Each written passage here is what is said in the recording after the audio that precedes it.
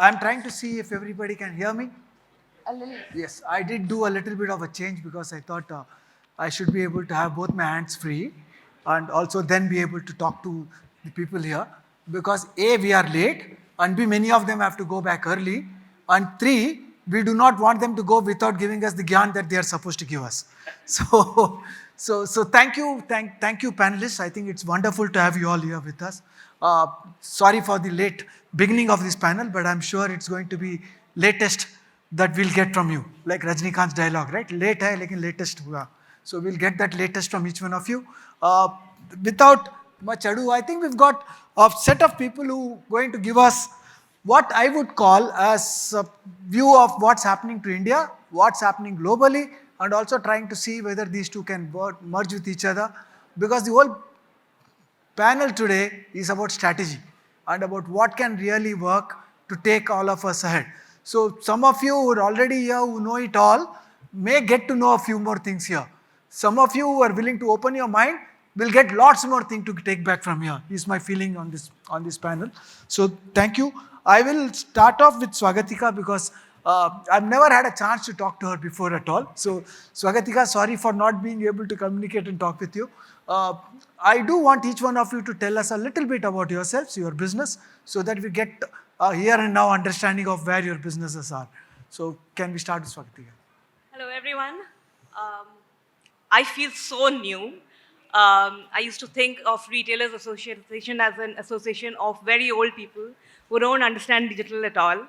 But I'm really surprised at the work that has been going on and all the motivation and the enthusiasm behind this. Vishakha's presentation before this was also very inspiring. And I'm very honored that I was called here. We are a very new business. We are a fresh personal care company, Nat Habit. We do 85 crores of annualized revenue. We are funded by the likes of Peak 15, Fireside Ventures, and now Bertelsmann India Investments. We serve totally online today via our own website and marketplaces. But I'm also one of those founders who understands that online cost of acquisition is very high. Even though personal care has one of the highest online penetration with about 13 to 14%, it is still quite low. And we have to go offline. I'm looking forward to learning a lot from all of you. Thank you very much for having me. Thank you, Swagatika. It's nice to know that this is what some of you think about of RAI. It's a good reflection. But I think the important thing is that everybody understands that we have to be online and offline, as well as be wherever the customer wants to shop. It's not about online or offline, it's about where the customers have to be. On that account, I think we've already had a bit of an input from Vishakha. Vishakha, thank you for that wonderful presentation. I think it was inspiring for most of us. We know that there are things that we need to fix up in our own businesses. Some people I saw taking notes are also available here. Do you want to give a small summary of something that you want to really address here in this panel over and above what's already been discussed? So, I think I spoke a lot, but the biggest thing that we are seeing, and I would personally, so we've done a lot of these point of sale implementations, right? And we can proudly say at one point of time, if we walk into a mall, about 60 to 70% of the stores in that particular shopping mall would be doing that transaction for you on a Dynamics 365 system, right? We've done a lot of that work, and that's something that we take a lot of pride in. But what I personally feel very excited about is how we can infuse AI now into all of these different channels that everybody is talking about. Generative AI is the buzzword today, making it real, and that's something that we are also learning, right? Generative AI is all about learning and making that available. So I think that's one area that I'm personally super passionate about. In the learning phase, would love to hear from everybody on what real use cases they see that we can make it alive for them, right? Because that's where the test of the pudding is going to happen. So that's something that I'm excited about. And the other thing which I feel we are working with is making omnichannel real, right? Not just as a concept, but in totality, like all of these Boris Bopis concepts, making sure that we have even simple things like loyalty earn and burn happening same across different channels. So making that real, I feel is easier said than done. So that's again an area of interest and would love to talk about. Thank you, Vishakha. In fact, when you were presenting about the AI capability to make sure that Domino's knows when to have their items ready, I was thinking, can I get that AI ability here in this place, especially in Delhi, to know when will the rest of the people come in into the room? This is one place where it's not very easy to predict when will everybody come in into the room. So thank you. Hopefully, next time I'll use some part of what you say to understand how to really manage this better in the events. But it's nice. Thank you for everybody for coming in here. I do have to tell you that I'm going to make this session very short and allow for some of you to ask questions, provided you do have some questions in your mind and you ask people, specifically individuals on this row, if that's okay with everybody, because it's equally important for each one of you to keep your thinking hats on. We go on to our chairman of the Delhi chapter, Lalitji. We take you for granted at times, but I think you've always been somebody who stood by us for various things. But today it's not about that. Today it's about what's happening to your business, what do you want to talk about, and where are you in the current stage, because you're one of those people that people look up to say, okay, you've created a fantastic company from next to nothing. You've taken it public. You made sure that many people come and flock in. You talked about various parts of the country that you really operate from. Can you give us a summary of where you are and how you are going about doing your business now? Thanks, Kumar. V-Mart, for us, we just celebrated our 20-year of our foundation, and we are now a 2-decade-old company. And there's lots of learning, right from the days when unorganized retail was almost 100% in India, and then no one in organized used to exist. But yeah, I think as of today, we operate more than 450 brick and mortar stores across almost 23 states in India. We have our online marketplace called limeroad.com. So we are looking at Omnichannel as the biggest strategy going forward. Omni is something which has to work for us. Definitely, as Vishakha was saying that, or Swagatika was saying, I'm sorry, Swagatika. So Swagatika was saying about the acquisition cost, and that's the biggest problem for most of the online retailers and most of the online companies. But because being in the brick and mortar space, it is so important and easier for us to acquire customer. How do we actually make that customer who is looking out for Omni, who is getting Omni in this mindset, make them experience the Omni channel within your organization or for your particular retailing offerings that you have, and how do we actually integrate all of those right in our back end in our organization, and how does it happen at the front end in our stores, and how do we integrate all of those as I was listening to Vishakha also, the workforce right at the front end level to the back end level, how do we change the job description of each of them? How do they all become an omni-channel retailer? How do they all think that I'm not here only to serve the physical customer, but also the digital customer who is looking forward near my store and wants to get fulfilled through me? How do we all align all of those technology, align those customer need, align those customer aspiration, meet and understand the demand, because it is so difficult to estimate the demand. It is so difficult to understand how is the economy going to move, how is the season going to move, how is the customer going to move, and what customer is going to come where, and how do they shop from you? How do they come when, and what are they going to shop? So there are all of these important areas. As you become larger, these micro areas also become very big for your leading as a leading indicator for your success. And that is how the better you forecast, the better you plan, the better you then execute in terms of understanding, right from understanding the fashion to actually creating fashion, and then producing fashion, and then delivering fashion, and meeting those supply chain, and meeting those ups and highs and lows of the demand and the actuals which is existing in the market. So that's so difficult, and that is where the whole strategy is going to work towards. How do you actually drive that, and then how do you use the inventory at all the 450 locations for that particular store as well?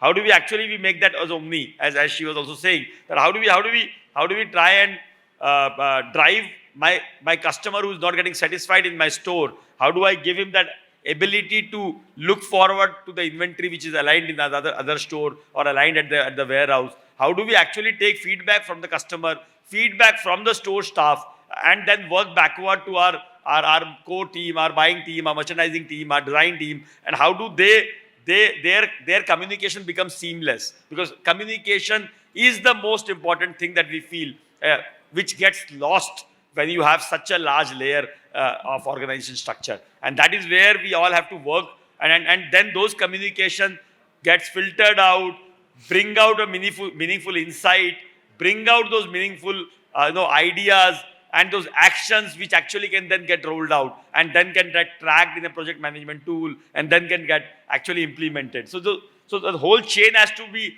really so important. Is actually so important and has to work in a very efficient way. And that is where I think large part of our focus is getting driven to. Our focus is also trying to get driven to how do we build this whole marketplace model, integrate that with retail, integrate that with brick and mortar. How do we actually bring in that entire seamlessness into the new space? And also the important area that we have been working and trying to work on is adopting digitalization.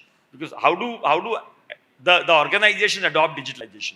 Because there is a lot of offering by the partners available in the market. There's a lot of consultant around giving gyans and giving those solutions on the paper, driving it, giving it to the team. But now ultimately it is a team who can implement it. Ultimately it is all going to be the change management within the organization. सबको digital चाहिए, सबको digital जाना चाहते हैं, but digital वे में काम करना भी बहुत डिफिकल्ट है, अडॉप्ट करना डिफिकल्ट है. People who are more experience find it more difficult. People who are lesser experience wants to do it, but because their consistency, their discipline, their mindset doesn't allow them to consistently work on a particular area. And these are some of the concerns that retailer have, and I believe that I have, and that is where we are trying to work on. And this is something that we want to work more and more so that we can drive more seamless execution of our strategy. Thank you. I think we've got a summary of what's happening in your whole company in this, but it's not a story that's going to be only unique to you. I think quite a lot of others in the panel, others who are listening to this, are also going to have this worry in their mind, how to bring everything together. Rajesh, can you tell us what's happening with you? For a long time, we took it for granted that kuch bhi ho, Rajesh ka dhanda acha chalega. Because I mean, the fact is that from the time COVID happened, most of us took for granted that there's a K-shaped recovery. The brands that are at the higher end of the segment are doing well, and the others who are at the bottom side of the segment are getting worried, right? Can you give us what's happening? Okay, good morning, friends. First of all, Kumar, before I answer your question, I would like to congratulate you and the RAI team. Rise is indeed getting bigger every year. And I'm sure that in the years to come, this will become one of the flagship events for retail industry in the country. To answer your question, I would like to take it into two different parts. One, when you said that ki kuch bhi ho jaye, Rajesh ka dhanda acha chalega. Indeed, it's doing good, except that there are some slowdowns in between. I can say it's a good part and a bad part as well, because good part is that our dhanda is good. Of course, there is a little slowdown before the end of season sale, which is in December that we experience, but that perhaps is because of the anticipation of the customers for the discounts to be coming in the end of season sale. Otherwise, on YTD basis, this year, before that, and a year before that, post-COVID, we really grew very fast. And in the next 4 years, we have great aspirations to grow the brand to newer heights. And we will be doing good. The bad part is that, as you said, it's a K-shaped recovery, which is perhaps not good for the entire country. It should be a parallel growth in a linear line is what I personally believe. As far as we as a company or we as a brand aspire for and we work towards that is our main aim is customer delight through customer experience. So whether it is offline or online, all our initiatives are currently targeted towards enhancing our customer delight. So for offline stores, so we are opening newer and bigger boutiques. We are going to those cities also where we were not so far present. So for example, in the beginning of this month only, we opened a new boutique in Kochi where we were not physically present earlier. So that means we are trying to go nearer to our customers physically also. On the other hand, on online, we are adding a lot of tools so that again with the target of enhancing the customer delight there. So these are some of the initiatives that we are taking, but all of them are targeted towards customer delight, towards for customer through customer experience only. Thank you, Rajesh. I think that's inspiring. I think there are people who would be possibly there in the audience who would think, how do I ever make a brand that's going to be an aspirational brand at that level in India? Okay, I don't know whether there are enough people thinking about that here, but that's a thought, because this seems to be a business that can really avoid major pitfalls, but there's a lot of work that goes behind creating that kind of an aspirational brand. So thank you for giving a little bit of gyan around the customer experience to all of us. Anupam, Anupam's got very short time available, but I hope you can stay back as much as you can. But in case you do have to leave halfway through, we can't really hold you back. Stay back as much as you can. But जाने से पहले अपना ज्ञान दे करके जाइएगा. तो of course, the sector is also very visible now. Between these two gentlemen here, I think we've got the sector that's now very visible, especially after this huge success of Metro that seems to have once more pushed the footwear segment into a slightly more aspirational segment. Anupam, what are you seeing in your business? Where are things going for you? So good afternoon, everyone. So I think I'm here definitely to share our learnings and to take a lot of learnings back home. So to start the day, I think the whole sentiment looks very positive from the consumer side, the consumption of even Indian brands. As an Indian brand, I feel very good that the consumer shift to consume Indian products is increasing. While we have lot spoken about the retail, I think even the manufacturing side, when I look at the government policies and also ourselves, the manufacturing edge which was getting lost, I think it's strongly coming back into the country with a lot of positivity, which could be, anti-import or making self-sufficient. I think there is a lot of focus here. A lot of technology, I think we are blasted too much with technology, difficult to consume so much of technology and consumption of data. And I think it is important to slowly embrace to the learning and also not get carried away with too much technology, because I feel touch and feel is always very important. While new omnichannel tools of online retailing would come, but I think online and offline will go very hand in hand, and it can be not either or, it has to be combined. So I think at Liberty, combination of manufacturing, retail, consumer experience, and whole integrated approach is something which will be the success which we will be focusing and having growth all across. It's always difficult for an old brand to keep young, and I think India is becoming younger, and our challenge to make ourselves more young, more aspirational will continue, and we will look at ever young Indian, or I would say fashioning India, and how Liberty can cope up with changing trends. And I think that's the area we will keep on focusing. Thank you. I just want to ask one question. Are youngsters in the family getting involved in the business? Definitely. That's the generation we are focusing upon.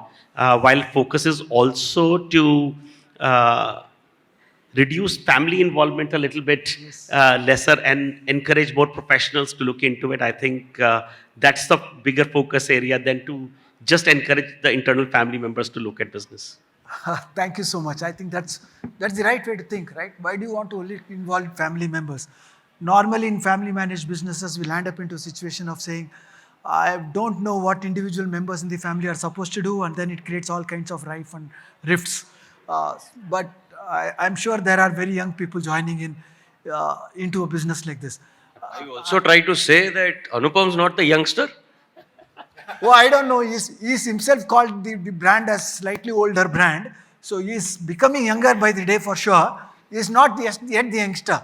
Some of them can do reverse engineering. So I have to wait for that to happen. So Gunjan, for you, it's quite an amazing brand that you represent. Fact is that most of us here believe Bata is an Indian brand. for all of us, Bata was always a listed brand. There, I'm already seeing Vishakha shaking her head, selling. Bata is Indian brand.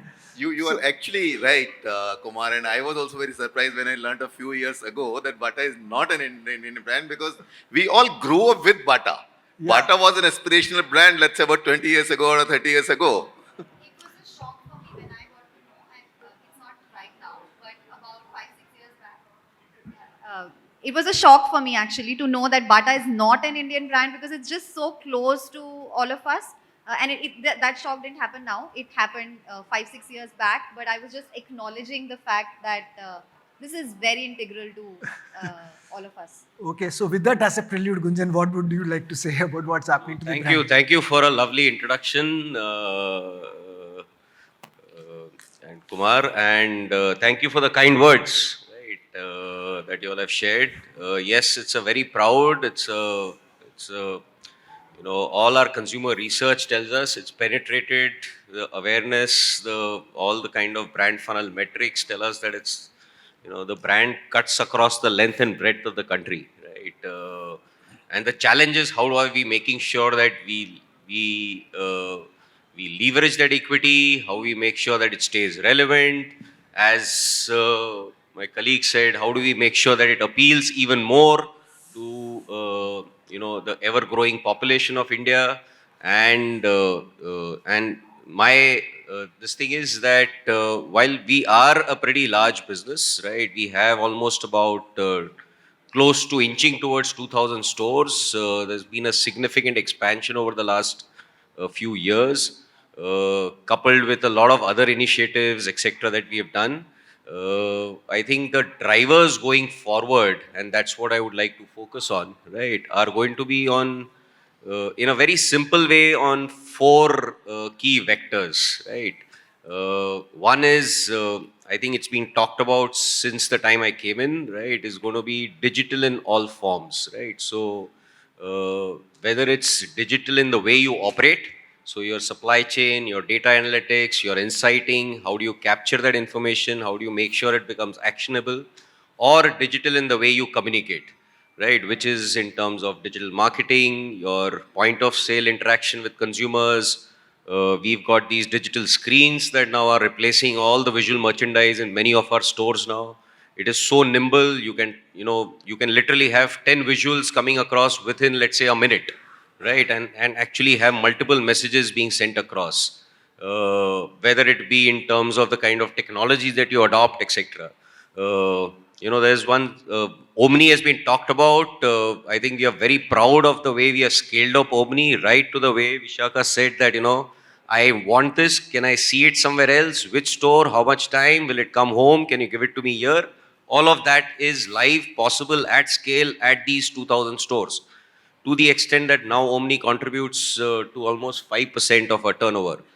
But so digital in any form is going to be critical. We all know it. How well do we imbibe it into our culture is going to be important. I think the next piece that's going to be very critical, at least for us, is going to be innovation and premiumization driven through innovation. So innovation is not only technology, innovation is not only materials, but innovation is also designs, innovations is also in terms of supply chain. And through that, how do we make sure that we are able to get across fashion first, technology driven products which give value to consumers. The third piece that's there is going to be expansion. I think there is enormous opportunity. India is very large. We heard a couple of gentlemen talk, including Lalit, right? He keeps, always making sure whenever I interact, the per capita number does come across. India is huge. There is aspiration. There is upgradation happening.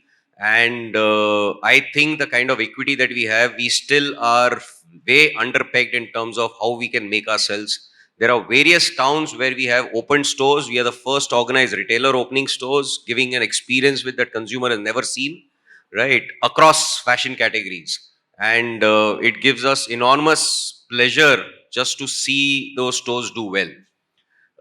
Last but not the least, I think is going to be agility. I think there is, and we heard a few comments, there is a lot of evolution happening in many ways globally, as well as in India.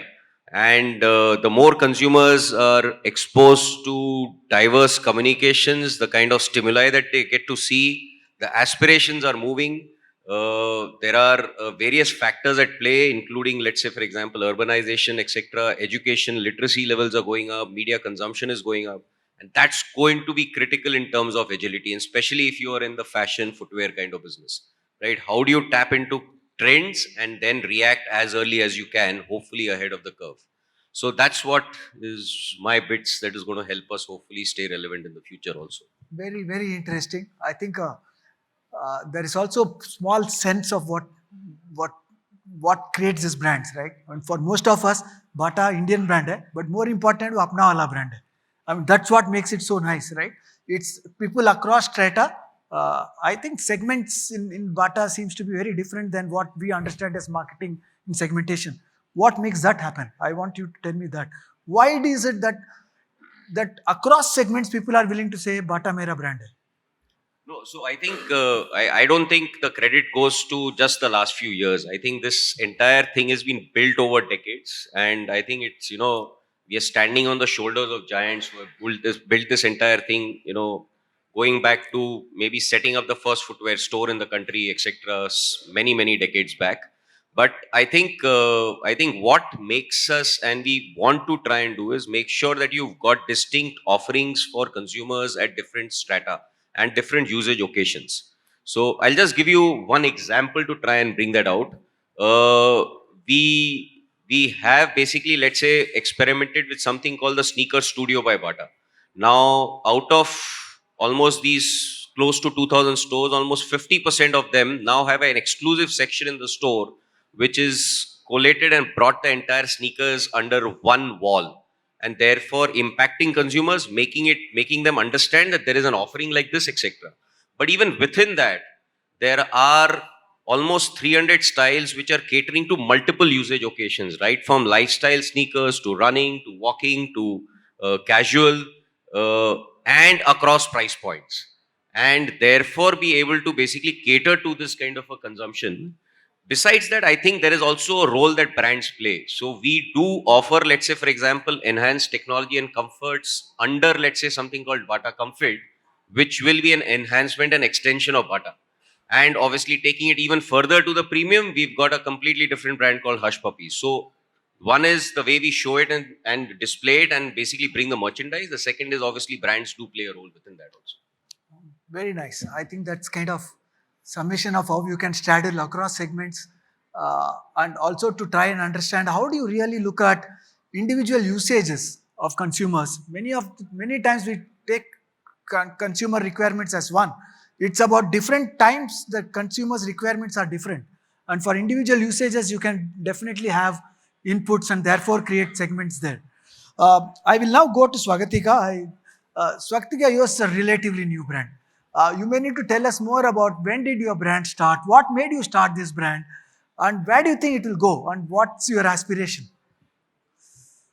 Sure.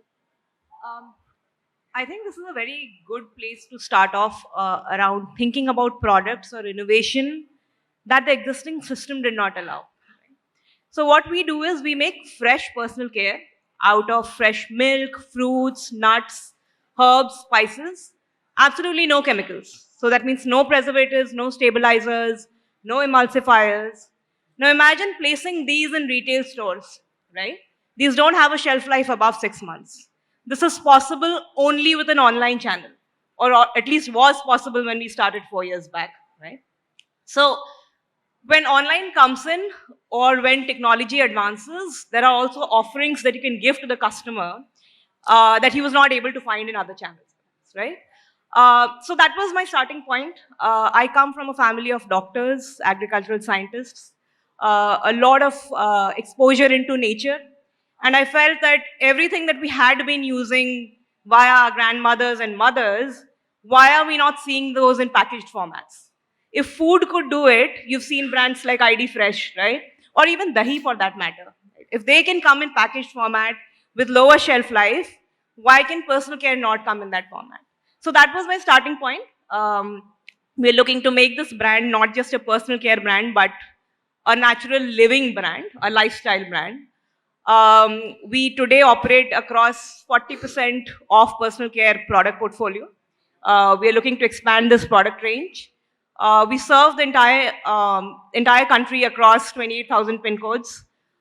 We serve it through our own website. 50% of our business is through our own website. That also proves that you can own a direct-to-consumer channel, a substantial portion of that business. And we're looking to make this a very high growth brand in the early stages, wanting to touch about 500 crores of annualized business over the next 36 months, establishing the right products, opening up offline, doing a lot of work around creating a brand that sticks in people's minds, not just by great product and experience, but also with emotional attachment that we can bring around the brand. So this is what we're looking to build. Interesting. I do know that you said Fireside Ventures put money into it, and Kamal's a very, very sharp man. You won't put money unless there is something really capable in the people that they put money into. So I have a single question for you. Question is, there are lots of people here who think they have to start a brand, and there is enough space in the market to create lots more brands in the market. What are the do's and don'ts if you want to start? And obviously, it's easier to start online now rather than do offline.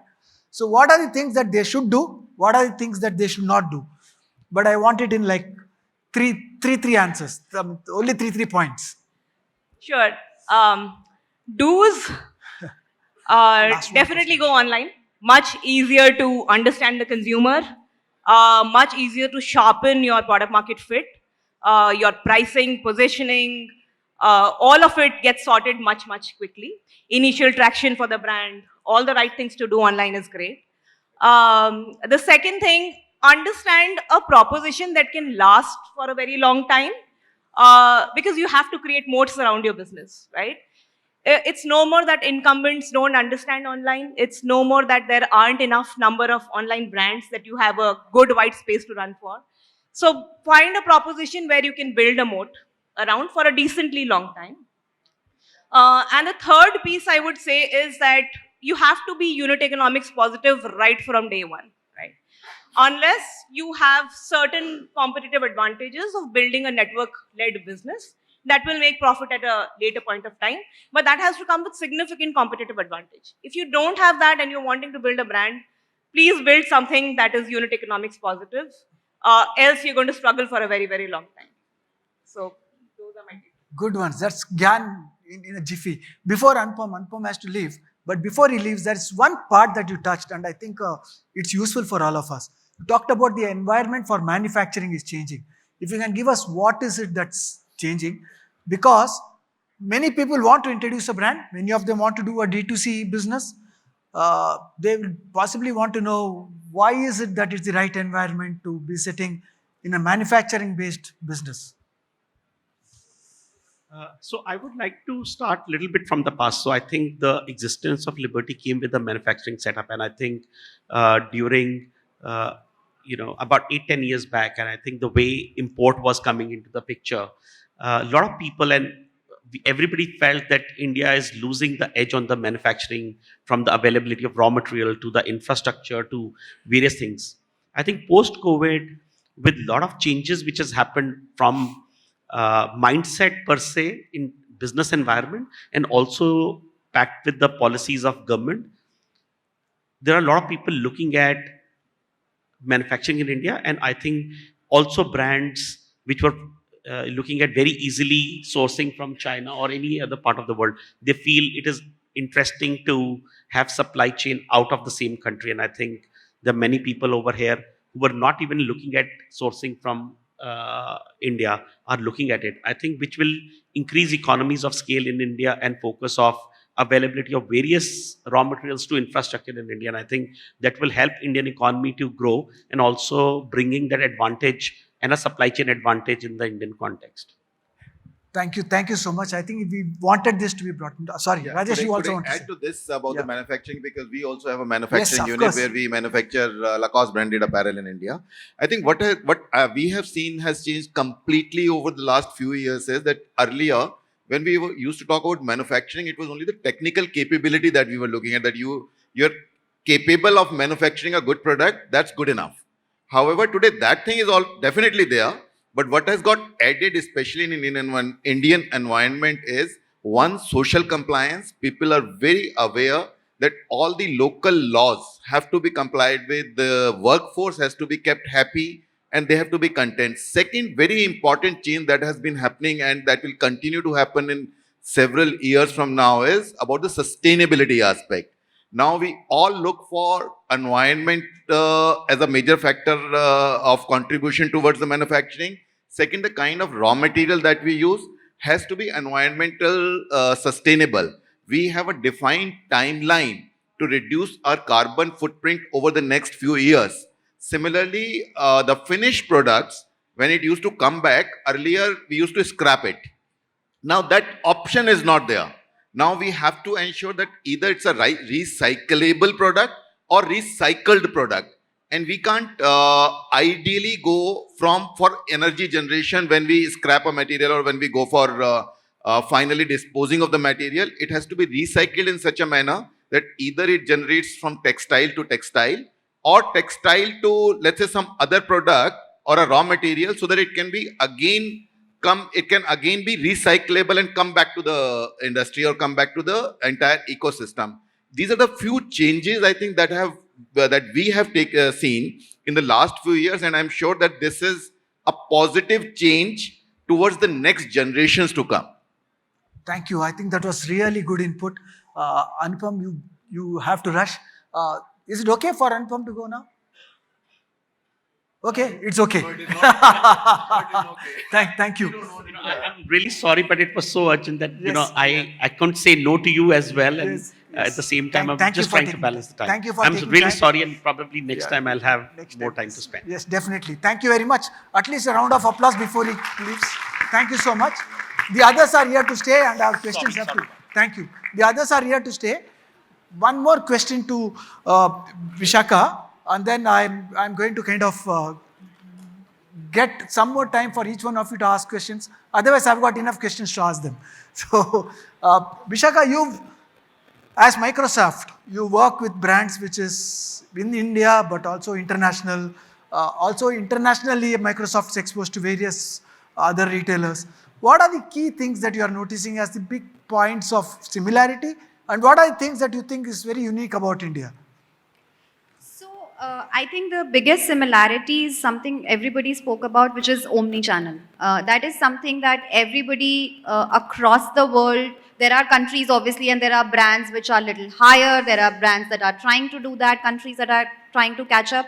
But that's one area which I see common. And that's, again, there is a lot of difference in the way we were engaging with brands and retailers pre-COVID and post-COVID in India.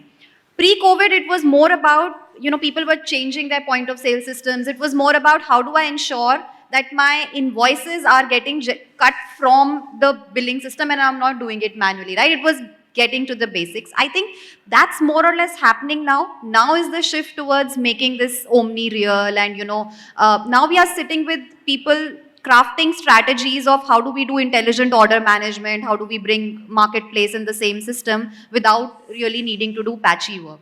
So that's a shift that I see in how Indian retailers are engaging. The other thing that I see now coming in is more on that customer centricity part. That is also something that is becoming very, very important in these discussions, right? The store experience. You were talking about, how should the merchandising be so that the person who's walking in actually stays for more time? How do I ensure that my people who are there are having that kind of conversation? Those pleasant exchanges are happening across the point of sale terminal also. So that's another thing that I'm seeing now that's coming up in India. What's unique to India, I think, is the scale. The examples that I spoke about, let's say in 24/7, we are working across the spectrum, where at one end people are working on that customer centricity, customer experience, and there is one set of people who are just saying it does not matter, right? I need to move my queue faster. So I think that's very unique to India. We have products and retailers for every segment, and hence people have very different priorities, and that gets very exciting. To work across that, except like you mentioned, right? This Bata experience. In fact, what you mentioned, I spoke about was Bata experience. And why it stuck with me, because this was for my daughter's school shoe that we were trying to find, which was not available, and it was ensured that it was delivered in time before she joined, right? So I feel that's the way you build connect with consumers, which some brands are doing and some others are aspiring to do in India. Thank you. I do have two questions for two of the people, but are there questions with the audience here? Do you have any questions to ask? Do we have a mic? Is there extra mic if you want? Rajesh? Okay. Be specific. I'm only asking for questions. Please do not make statements, and be specific about whom you are asking the question to. So my question is for Lalit actually. When we talk about, when you spoke about... Sorry, I can't see who's asking. Here. Okay. Yeah. You may stand up so I can see who's there. Sorry. Great. Yeah. So hi, I'm Jain. When you talk about assortment planning in your stores, when you want to do hyper local deliveries through your stores for a proper omni-channel experience, how do you plan your assortment? Because your assortment will be different on online versus your offline, especially in different regions. So what goes into that demand planning, and how do you plan your assortment, and then in the inventory planning? Whom are you asking this to? Lalit. Lalit ji. Lalit ji, आपके लिए question. So I think this is the most critical part of our business, and whatever we have done and whatever we do, we always feel that we have only reached 30% of what we can do. So there is always 70% which is left out. There are always 70% customers where you are unsatisfied. There will be areas where you have stores, but you may not have that merchandise, and there's a demand in that particular market which is coming in from Omni or which is coming in from digital commerce, and you are not able to fulfill. So there is always a lot of learning that you need to do, but still there is a lot of solution and there is a lot of new technology. I am not saying about it's not too much about technology. It is more about understanding the technology. It is more about using the technology in the right way.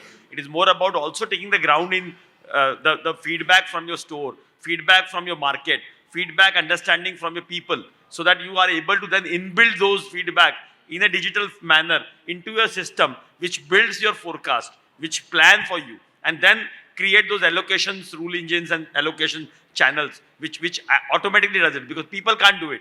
People beyond a certain point with 9,000 SKUs and 450 stores, and then those digital customers coming in, it is humanly impossible for any human being to plan and do it right. It has to be automated. That automation needs more human. That automation inputs is what human has to bring in. That intellect has to be brought in by human. That how do we actually drive that automation? How do we make that machine think properly and calculate properly? I think that's where, and there are a lot of digital tools that we have developed internally, and there are a lot of tools that we use also from partners. Thank you, Lalit ji. There's a question which I also have for you, where you said about Domino's, you said, I think, where your technology is able to predict certain thing for a particular user when he's going to buy when. And then so you replenish those kind of product to those. So can you speak more about that case study a little more? So in fact, I'll share it with you. It's online available as well. But what is happening is that here we use some of our data and AI solutions that we have on top of the data. Can you go a little particular on that case study? What is that case? So the case basically says, and what the objective that they started with was to plan ahead of what the consumer is going to buy, right? And when is it that they see a certain buying pattern to be higher? And that's what they have planned for using our data and AI solutions. And these are just these trends, right? So let's say for a particular area where they feel the demand will be higher in a particular week because of XYZ reasons. So is it more technology or is it more people who drive technology? It has to be both. It has to be both. It can never be, see, tech and AI especially, it can never be just the tech. But like you rightly said, right, it's humanly not possible for a person to be able to predict these kind of things. So they need the right data, but you actually need, even in generative AI now, unless you have the right prompts, and those prompts are coming in from users like us, technology will not give us the right answer. So that's important. I mean, tech and people have to go hand in hand for sure. Yeah. Thank you. Any other question? Immediately? There's somebody at that end. Okay. Hi, good morning. My question is to Gunjan. Uh, what do you see as the customer of the future? I mean, what kind of trends do you see are changing in terms of evolving customers? I come from an airport scenario, and we are seeing a lot of changes in terms of what kind of people are traveling. How is it reflected in terms of your strategy, in terms of who the customer is today, and is it the same that will affect the business going forward? How are trends changing? You spoke about sneakers as a category, maybe a precursor for things to come. But typically, some trends that you foresee in your business? Sure, sure. So let me put it this way. So some are trends which are coming from a global phenomenon, right? So sneakers is a trend which is a global phenomenon. India is maybe catching up to it, but it is a phenomenon very easily translatable, right? And it's just a question of maybe a few years lag. So that's catching on to it. So very clearly that's a trend. Obviously, the gospel truth is that the consumer is changing, right? Whether it's inspired from global or domestically itself. And I will talk about a few examples of that. But the change is happening. The consumer is evolving in many ways. And I talked about some of the stimuli when I talked earlier, right? Their media consumption, the kind of stuff that they see, right? Someone talked about influencers, right? All of this is changing the kind of, let's say, OTT channels, the kind of stimuli that they get. All of this is impacting their choices, the kind of aspirations, the kind of fashion cues that they are looking for, etc., etc. The amount of experimentation that consumers want to do, which they were, let's say, a decade or 2 decades back not wanting to do as much. So one is, let's say, sneakers. I think another one that's coming globally inspired is something that I call as 2-mile fashion, right? Footwear in our industry, which is basically that the consumer wants to use within a radius of 2 miles, which is, for some kind of go-to task, going downstairs. So in a very limited radius, but wants it to be fashionably comfortable, right? And therefore, that has actually spawned off a complete brand for us in the last couple of years, and it's become a 100 crore brand right now running. There are some others which are domestically inspired also, and there also consumers are evolving very fast. Many examples. I think India will, and most probably will remain a very large, disproportionately open footwear market. The reason being that the climatic conditions in India are very different from some of the Western markets, etc. And that will be there, right? And you will see that manifest itself. So even in sports, you will have sandals in sports, you'll have sliders in sports, which will always be desirable, higher than normal ratios, etc. I think another one that's unique is something called ethnic, right? It's very unique to India or South Asia or somewhere around here, right? I mean, the kind of population and demographics, right? And that spawns off, at least in our industry, an amazing business. And there are people who do extremely well in it. I think we still need to make a large mark in it. I think we have started making some baby steps towards it with some reasonably good success, but a long way to go, a lot of headroom on that area. So what do you do in terms of occasions for ladies, but even gents, etc.? There's a complete gamut of stuff that is there. In apparel, we have anyway seen that space boom big time. So there are all these. I think there is one more unique that is India, which everyone knows, which is that Indian consumer at whatever stratum in the pyramid will always be price conscious, right? So that you will always see there'll be a value for money angle coming through in the offerings in India compared to, let's say, some of the other global markets, etc. Oh, that's a good one. That's really Gyan in jiffy. Rajesh, when I was talking to you outside, you were talking about your own online business, and I was asking you a question which always is there in my mind is, if you are an online player and if you are selling through the marketplaces, how do customers really work with you? What happens if, for whatever the reasons, your own ability to influence buyers on a particular online marketplace is not good enough? You told me something else. Can you tell me what's happening to you as an experience in your online business? So, first of all, to answer your question, Kumar, I would like to say that we all would agree that India is not one market. India is several markets built into one country. And we have regional nuances. Like we see that white flies off the shelves faster in South. Similarly, new categories are launched, new fashion categories are mostly launched in the North. West side, if we go, people are more value conscious. They're value conscious as in not price conscious, but they want value for money. Similarly, east and mid of India, center of India, they're picking up very fast.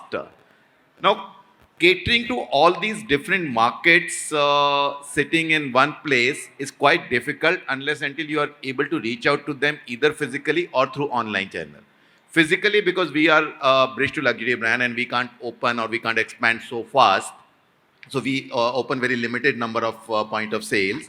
Online is one factor that has enabled us to reach out to all those customers who want the brand, but they were not able to reach out to us because of non-availability of physical stores. Within this area, when we see that we started our online journey way back in 2014, 2015, where we started with our own website, which is Lacoste.in. Then we also joined hands with some other premium marketplaces who believe in our same thought process of non-discounting premium environment like Tata Click Luxury, Myntra or Ajio Gold.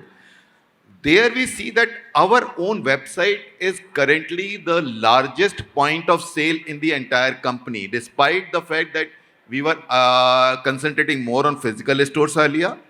But today our largest store is our own website. This is also because in India, first of all, so one gentleman asked Lalit about the differentiation between the assortment for different markets. We believe in a little different thing there. We believe in one brand, one voice. We don't differentiate in the markets. We believe that the inventory has to be the same, the offering has to be the same, whether it is online or offline or any other part of the country. It has to be the same pricing, same offering, same kind of environment, same kind of ease and convenience to the customer. Because of that, our own website has been able to offer so much of offering to the customer that and plus there are easy returns, easy buy, free delivery, free returns. That has really helped us grow very fast in our online own space. One important factor that when we sell through our marketplaces and when we sell through our own website, there is a clear differentiation because the returns in online marketplaces, the third-party marketplaces are huge. They could be as high as 35 to 40%. However, from our own website, when the customer comes and buys, the returns are only 10 to 12%. And they're mainly because of the size not matching, because they're not able to see the size or the color that they were expecting is not matching. So this gives a lot of inputs for us to open our offline boutiques also in different parts of the country, because now we are able to analyze that where our customer is concentrated and where we are not physically present. Based on that data, in fact, we have been able to expand our physical presence to those parts of the country. So online and offline, two beautiful channels of distribution are working wonderfully well for us and for most of the retailers. And I think in a country like India, these two channels will coexist for a very long period of time. Thank you very much. I think you also hit upon one thing. Yesterday I was talking to a set of senior people from a relatively new brand in the fashion segment. And they were saying that they will be available online, but they are very wary of going to the marketplaces. I was asking them why. And they said, I can't afford the returns. I can sell, I know I'll get lots more customers, but the returns in a garment business, if it is more than the 20%, it just doesn't make sense, economic sense for me to be available there. So they said, I will not do it. But my own, but then the question that I was asking them is, how do you make sure that customers come to your own online business? Because that's important. And they were iffy about it, and you kind of hit the nail on the head. The fact is, if I'm already experiencing Lacoste as a brand, I'm going to be knowing what size I want. Then I want to have as much as I can from you. So I'd love to deal with you as an individual to be able to then know that it is I'm dealing with Lacoste as a brand, I'm getting what I want, and now I can get the entire gamut. I'm not restricted by space. So, but you have to, I mean, in my view, I think you have to provide a unified, same experience to the customer, whether online, third place, your own website, offline. Then the customer would have more trust on you. Correct. So thank you. I think we've come to the last part of the session. Thank you very much for being wonderful here. Thank you for this huge amount of capabilities that you've given to all of us here in this place. And